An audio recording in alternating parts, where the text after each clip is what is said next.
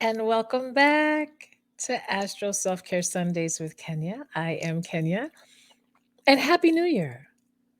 This is our first video for 2024.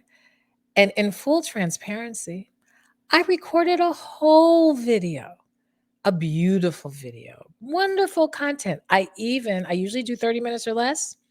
No, I was like, no, this is going to be a bit longer because we're doing the astrology outlook for 2024 and how that impacts our self care. 40 minutes it was. And I set everything up because I have some people who are on my newsletter and made sure that I get the newsletter ready for my assistant with the video link uploaded, the whole thing. And I go back to, well, let me just play it back. No sound. Now, we're technically not in a Mercury retrograde. It's technically gone back forward, but we're in the shadows. There we go. So, anyway, I'm back. And maybe I'll be more efficient now because now I know what I'm going to exactly say because I've said it before. Anyway, today is special. We are doing a 2024 outlook, astrology outlook. Basically, there's four major transits slash activity things happening that I want to talk about. Now, this does not mean that only four things are going to be going on in astrology. No, no, no, no, no. Astrology is dynamic. Something is happening every single day. Okay. But these four things that I want to be able to tell you about, I think are going to be probably four of the the four of the stronger things that are going to be happening, and four of the things that I would say if you're going to be focusing on your self care in general for 2024, take these four things into consideration. Okay. So if you're new, welcome. Welcome, welcome. I'm Kenya. Make sure you subscribe. Make sure you go back and look at my previous videos. We just finished a series where we went through every single astrological sign, and I talked about the important traits. I talked about the high frequency characteristics and the low frequency characteristics and the things you can do for self-care based on that sign's energy. Okay. So if you're new, go back. You can go to my obviously subscribe, and you can go to where it says playlist, and I have a whole astro for self-care or astro self-care Sundays, all the videos right there. Okay. If you are not new and you've been watching all along, how you doing? How you doing? Happy New Year. We are back. And so what I said was so good, but I'm sure this means that this is what I was supposed to say. This is how this was supposed to be carried out. Nothing happens on accident. Okay. All right. So let's get into it. What are these four major things? Now, I do want to say this. I want to preface this. Starting next Sunday, I will start the series where we'll be starting to talk about the planets. Okay, the planets that are involved in astrology, their characteristics and traits, and the importance of them and how they impact your self care and things to be considering. And so I'm going to be talking about some planets today. And I know we technically haven't talked about all the energies of the planets, but that's okay. I'll give you just a brief snapshot, but make sure you're tuning in each week so that you really know how these planets, how they breathe and how they are. But this is the other thing. I encourage you, if you're really drawn to astrology and you're enjoying the way that I'm presenting it and you want it and you want to know it deeper and you want to know a little bit more details than maybe what I'm able to share here, I'm going to encourage you to register for our new Foundations in Astrology course. All right, so we had interest forms where you could sign the interest form just so we could get a feel of who would be interested and to make sure that we get those people the registration first before we announce more publicly. And so folks signed those up. And so we've already emailed them to go ahead and start registration. But it's not too late at all. This is called the Foundations in Astrology. It's a 6-week virtual class. It will begin in March. We will meet live, me as the instructor, for 2 hours each time we meet, and there'll be 6 sessions. And we start Monday, March 4th. Okay. And so it will run, I think it's the 4th. whatever the first Monday is of March.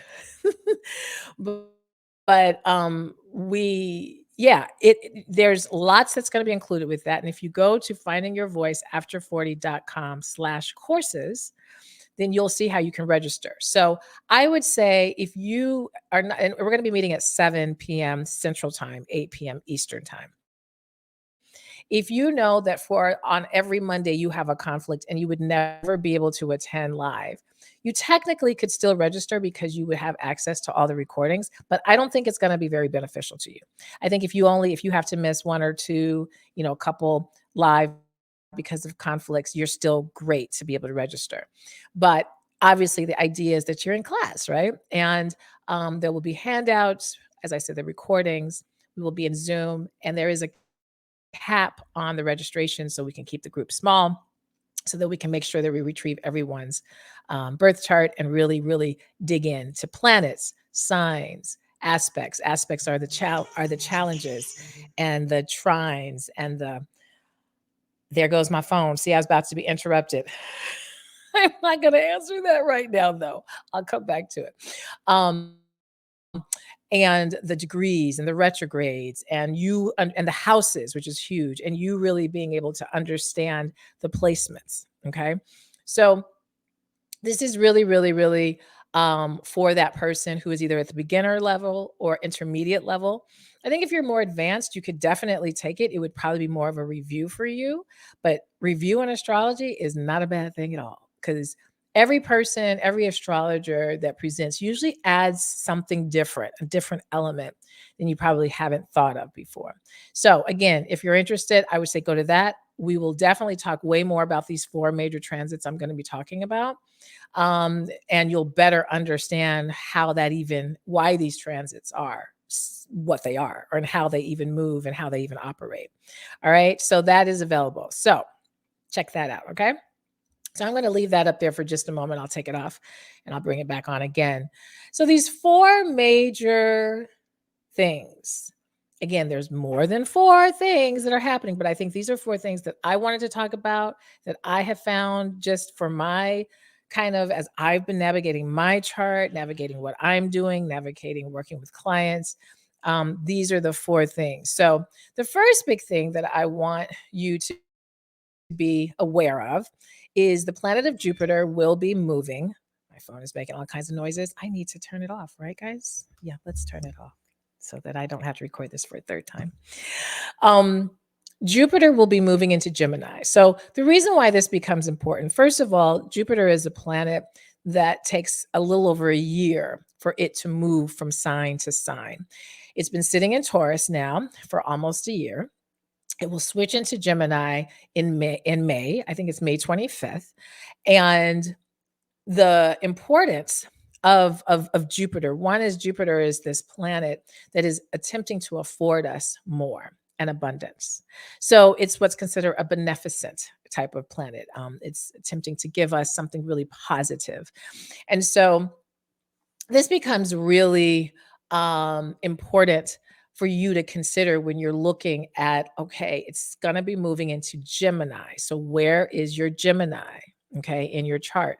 If you're like, I don't understand any of this, this is why I say go book a booking.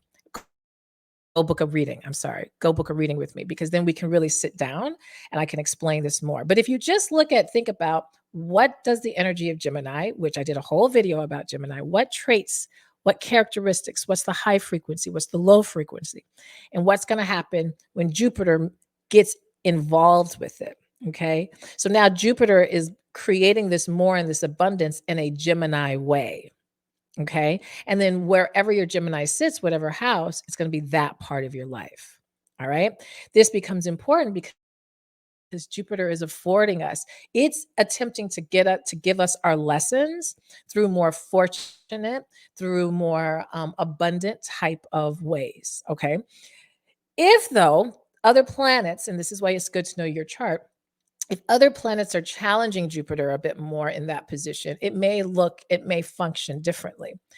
Ultimately, overall, Jupiter is attempting to afford us something more and to give us our lessons, give us our growth from a more positive aspect. Okay. And Gemini is the energy of communication, interaction, exchanging of ideas, curiosity, social. Remember all those things I said about Gemini. So it will do it in that way, in that manner. And depending on what house it is in, if it's in the if your Gemini sits in the seventh house is relationships. And I am going to go through a series on houses later in the time that we're together on YouTube. But we'll definitely be going through that in the course. So the course, if you're like, I want to know this, I don't know if we'll get to houses before the course. We may be just starting a little bit of that. Um, but yeah, very important to kind of see what part of your life Jupiter is going to be attempting to do this work. Right now, it's in Taurus. Okay. So that's an important one. It's for a year. It starts in May. It will go all the way till June of 2025. All right. The second really big thing I want you to be thinking about is, or to consider astrologically, is that we're going to continue with these eclipses. These lunar eclipses are continuing to come your way. All right. We had some big doozies last fall. They're coming back. All right. And just to remind you I'm talking about the lunar eclipse. Lunar eclipses, their function is that they are attempting to rid or allow things to let go or purge. The tricky part of a lunar eclipse usually is one is dealing with the moon. It's eclipsing the moon. Our moon is our emotions and our body and our needs. So that's why a lot of times when we have a lunar eclipse, it's felt a bit more. Okay. Even though the eclipse and the eclipse is it's doing that, right? It's disappearing the moon and going. Even though it's not like for days and months or whatever, it has a shadowy side where a little bit before, a little bit after, a lot of it after, because it's kind of pivoting us to go for expansion. Um, it's still significant because what happens is lunar eclipses are these things in our life that we know this it deals with this energy in our life of things where we need to let go to make room for something more, to make room for wherever our soul is attempting to grow. And that may be very abstract or it may feel more literal. This is why we feel eclipses more. And we've already had some eclipses. We had it last fall. We're having another one, a lunar eclipse that's happening. I want to say it's happening. I have it written down in my notes here in March. Yes, it's happening March 25th. Yeah, I'll make sure I'm saying that right. Yeah. And then we're having another one in Pisces, September 18th. The one March 25th will be in Libra. Okay. There'll be a solar eclipse March, in Aries in April, but April 8th. But the solar eclipse functions a little bit differently. And I want to focus a bit more on the lunar because that's typically where we're kind of experiencing the emotion part again. Okay. And again, what it's doing is it's just trying to clear things a bit, purge things to make way, all right, for something else. And what I always say during eclipse, the best self-care is just to stay grounded, is to don't have a whole bunch of things that's going on. Try to keep kind of low key because again, it's kind of a cleansing kind of time. And so you don't want to be having all kinds of activity and then something, happen energetically off. All right. So that's a big self care thing for that. I'm going to give some more self cares in general in a moment. The other bigger thing is that Mars will be going in retrograde. And the reason why, and it won't be going in retrograde until the end of 2024. So not until December. But the reason why this becomes, and it will be going retrograde in Leo and in Cancer. And the reason why I'm bringing this up is because Mars only goes retrograde every few years. So when planets only do certain in an infrequent time, it tends to be a more powerful moment when they do what they do. Okay. The other thing is when a planet stays somewhere a bit longer, which I'm about to say a really major one, then that also lets us know, okay, there's something pretty impactful about this because it's spending a lot of time with us. So it's giving us a lot of time to navigate, to transform, to shift, to learn, to get the lessons. And so Mars is going to do its retrograde. And when Mars is in December and it'll go all the way through February of 2025. And Mars is, and we'll talk more about Mars. Mars is that energy of power and our assertion, okay? Our power and our ability to assert and our confidence. But when it's going into retrograde, it's asking us to re examine kind of our ambitions and our assertiveness and our goals. And because it's in Leo, we have to remember what the energy of Leo is. Leo is the self-express. It's the I. It's the I'm going to show you, right? So if Mars is going retrograde, it's asking us to settle that down a bit and re-examine that a bit. But the thing is if you're not aware that that's happening, energetically you still may want to be in that go this, but again, retrogrades are trying to get us to slow down and reset. So it's a time to kind of be, again, we've got to be stiller, got to be more grounded, got to be more aware, got to be more mindful than even maybe our usual mindfulness, because we may find ourselves tripping up and being more impulsive during that time, trying to kind of move in that energy that we typically do. But Mars is doing this to us. So then, a propensity for accidents or frustrations or arguments or things like that can happen with that energy going into retrograde if we're not kind of keeping ourselves aware. Now, that doesn't mean be paranoid and be sitting like this. No, it just means take a moment, take a beat, and be thinking about, do I need to assert myself this way? Use some discernment. Are my goals or my ambitions really lined up with where I really need to express right now? Let me re-examine that. Let me reassess that. So all of those things are going to be more magnified at the end of the year because Mars will be going in retrograde. So you're going to be wanting to find where's your Leo, and then find where your Cancer, because it's also going to be spending half of that retrograde time in the sign of Cancer, actually a little bit more than half in Cancer. Okay. And so wherever your Cancer, wherever that house is, that's where it's asking, can we reevaluate the ambition related to that? If it's in the relation house, if it's with the family, assertiveness, all of those things. And then obviously, depending on what planets are also in that part of your chart, they're all going to be kind of communicating together. So that's going to be, we'll talk more about that. We've got some time before that retrograde happens, but I thought it's worth us speaking of. And then the last biggie, and it's a biggie, and I could probably do a whole video just on this particular transit because it is so significant, is that Pluto will officially truly go direct into Aquarius. Now, it's going to have a little bit of a period where it goes back into Capricorn. And you're probably like, okay, what's all this language? Okay, so let me break this down. Pluto is the furthest planet. Okay, it's they didn't even know Pluto existed. They didn't even know. So it wasn't even really a part of your older or more traditional astrology.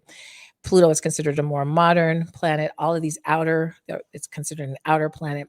But Pluto is also the most powerful in terms of the subconscious energies. Okay.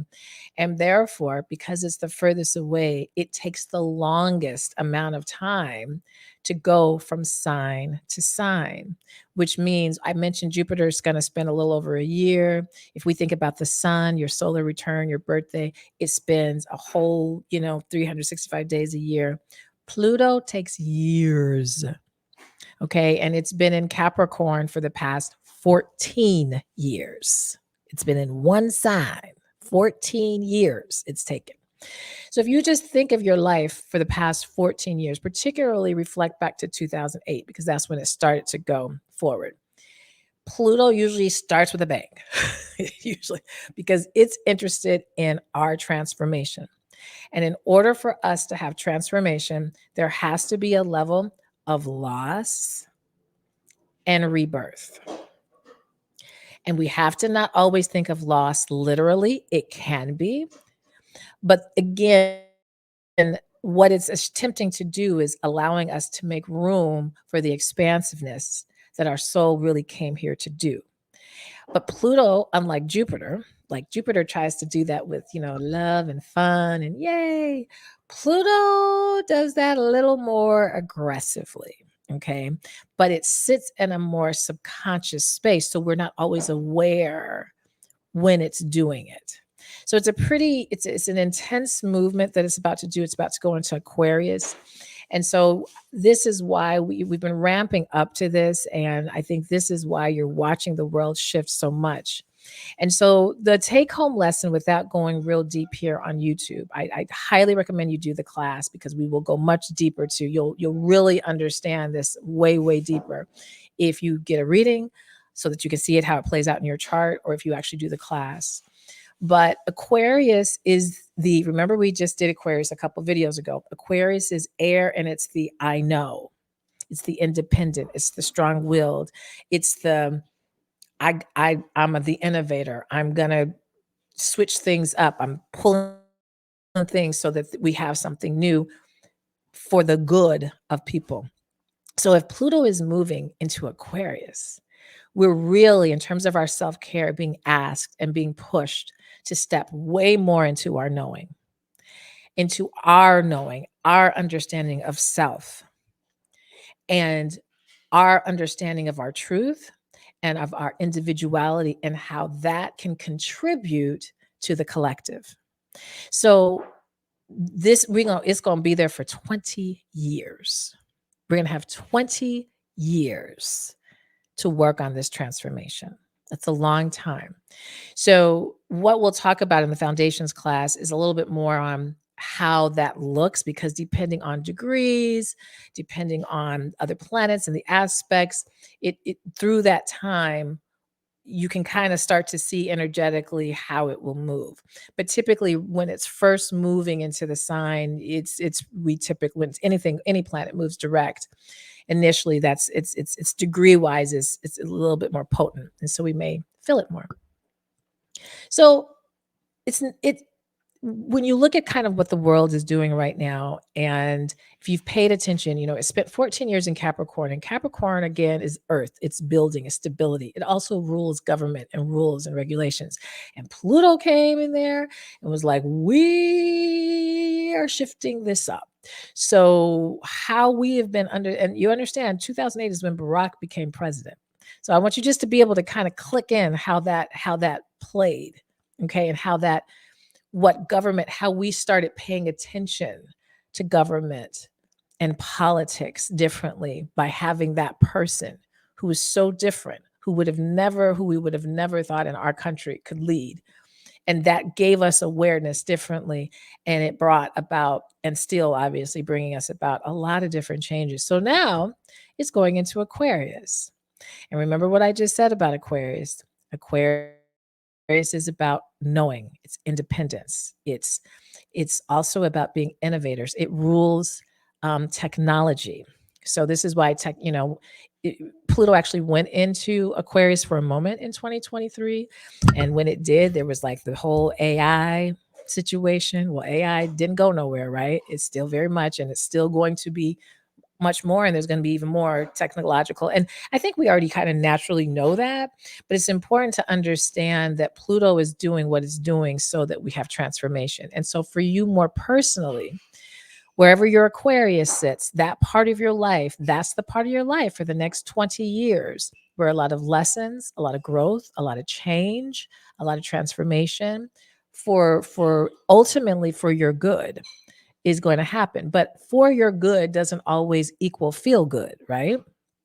So this is why it's important to go back, look at these videos on the self-care so that you are taking care of yourself. Because the last thing I want to leave you with is, what are the things you should be thinking about for your self-care? And this really, the bottom line is to do your inner work, period. Period. It's always that, but it's going to get more urgent and more intense.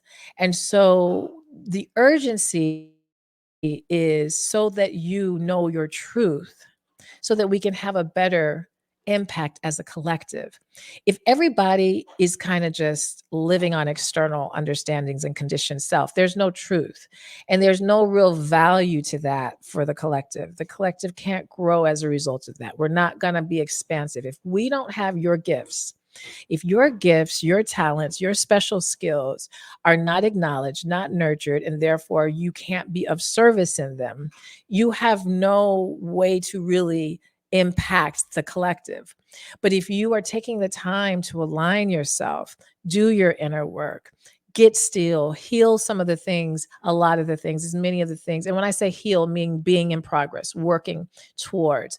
There's no fixed it. It's not about fixing yourself. It's about loving yourself and being aware of yourself and knowing, because Aquarius, knowing, it's going to be pushing us to really know ourselves. And the best way to do that in the way that the world is moving right now is to be taking care of yourself by doing things that acknowledge who you really are.